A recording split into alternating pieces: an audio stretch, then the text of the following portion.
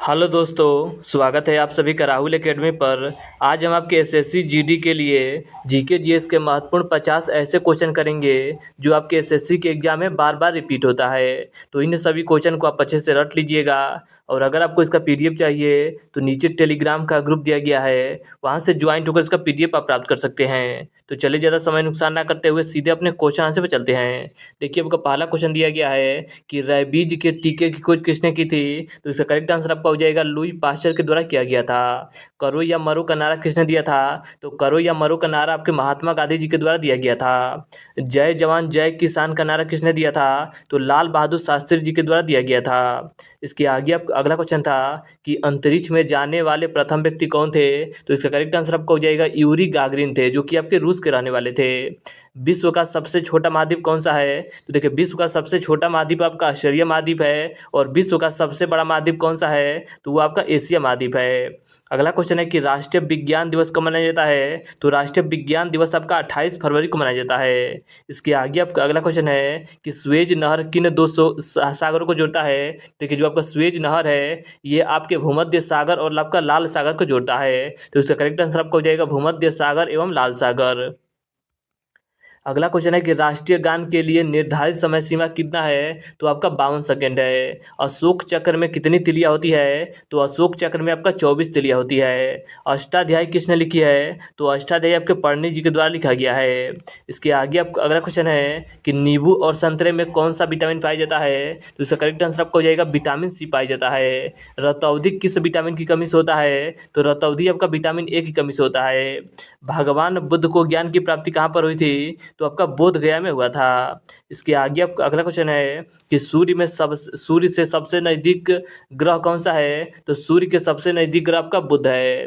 अगला क्वेश्चन है कि सूर्योदय का देश के नाम से कौन सा देश प्रसिद्ध है। तो आपका जापान देश प्रसिद्ध है।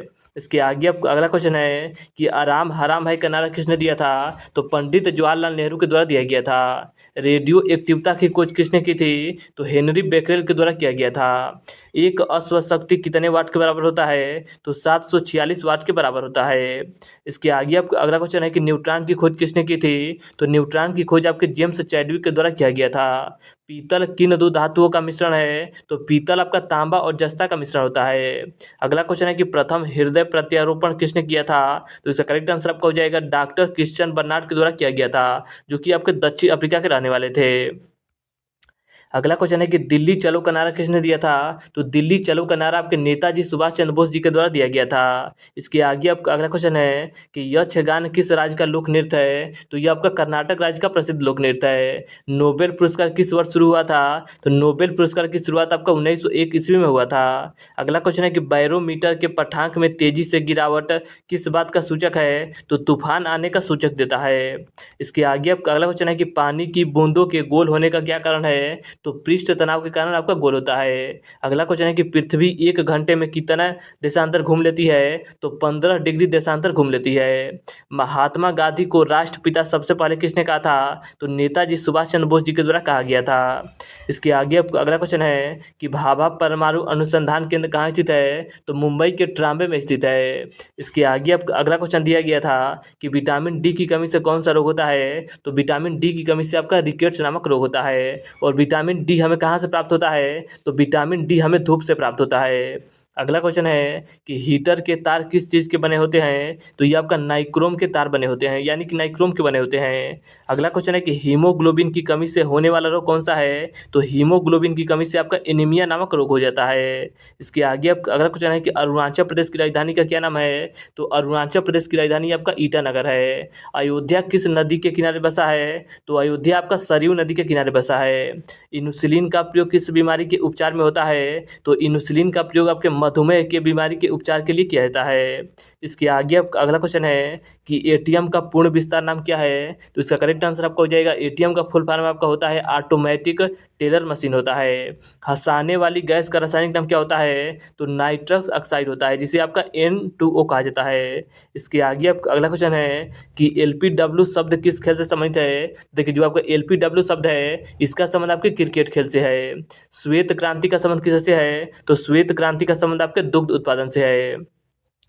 वायुमंडल की सबसे निचली सतह को क्या कहा जाता है? तो वायुमंडल की सबसे निचली सतह को क्षोभ मंडल कहा जाता है, जिसमें आपका मौसमी संबंधी घटनाएं होता है। इसके आगे आपका अगला क्वेश्चन दिया गया था कि आनुवंशिकता के नियमों का प्रतिपादन किसने किया था? तो ग्रेगर मेंडल के द्वारा किया गया था। अगला क्वेश्चन है कि सूर्य में सर्वाधिक गैस कौन सी होती है? तो सूर्य में सर्वाधिक गैस आपका हाइड्रोजन होता है, उसके बाद से आपका हीलियम होता है। पहले पर आपका हाइड्रोजन होता है, उसके बाद से आपका हीलियम होता है। उत्तरी गोलार्ध में सबसे छोटा दिन कब होता है? तो उत्तरी गोलार्ध का सबसे छोटा दिन आपका 22 दिसंबर को होता है। इसके आगे आपका अगला क्वेश्चन है कि भारत का प्रथम अंतरिक्ष यात्री कौन था? तो आपके राकेश शर्मा थे। इसके आगे आपको अगला क्वेश्चन दिया गया था कि भारत का प्रथम गवर्नर जनरल कौन था? तो भारत के प्रथम गवर्नर जनरल आपके लॉर्ड विलियम बेंटिंक थे। अर्थशास्त्र का नोबेल पुरस्कार किस वर्ष शुरू किया गया था? तो अर्थशास्त्र का नोबेल पुरस्कार की शुरुआत आपका वर्ष 1969 ईस्वी में हुआ था। अगला क्वेश्चन है कि हिंदी भाषा की लिपि कौन सी है? तो हिंदी भाषा की लिपि आपका देवनागरी लिपि है। इसके आगे आपको अगला क्वेश्चन दिया गया था कि मीनाक्षी मंदिर कहाँ स्थित है? तो मीनाक्षी मंदिर आपका मदुरई शहर में स्थित है। अगला क्वेश्चन है कि आसियान का मुख्यालय कहाँ स्थित है? तो आसियान का मुख्यालय आपके जकार्ता में स्थित है।